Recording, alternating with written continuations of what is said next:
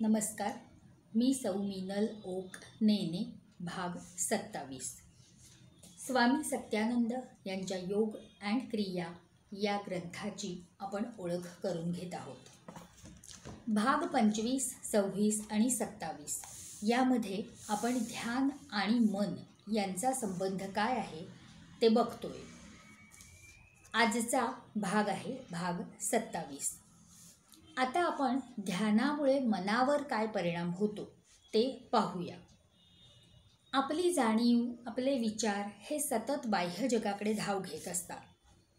ध्यानामध्ये ही जाणीव अंतर्मनाकडे नेता येऊ शकते. ध्यानामध्ये आपल्या अंतर्मनात दडवून ठेवलेली भीती, इच्छा, द्वेष, पूर्वग्रह, राग, खंत, अपमान हे सगळं वर येतं आणि ते क्लिअर करता येतं. यालाच आपण मन स्वच्छ करणे म्हणतो. बरेचदा आपण हे करायला घाबरतो, टाळतो किंवा त्यापासून पळून जायचा प्रयत्न करतो. पण अंतर्मनातला हा अनावश्यक कचरा जर नाहीसा करता आला तर आपल्याला सिक्स्थ सेन्सची जाणीव होऊ लागेल. ध्यानाचा रिझल्ट असा हवा की मनुष्याला खरा आनंद हा भौतिक जगात नसून अंतर्मनात आहे हे कळेल. आपल्यातील अमर्याद ऊर्जेची जाणीव होईल. यालाच संत आत्मसाक्षात्कार असं म्हणत आलेले आहेत.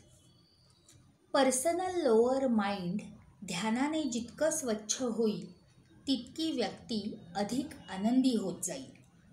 बाह्य परिस्थितीशी आणि इतर व्यक्तींशी त्याचा झगडा कमी होत जाईल.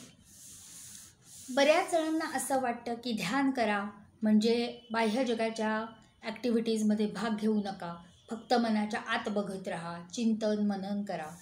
तर असं अजिबात नाही आहे. उलट थोडा वेळ केलेल्या ध्यानाने तुम्ही तुमच्या पूर्ण क्षमतेने, आनंदाने, टेन्शन विरहित होऊन काम करू शकता. पूर्वी अशक्य वाटणाऱ्या गोष्टी तुम्ही शक्य करू शकता.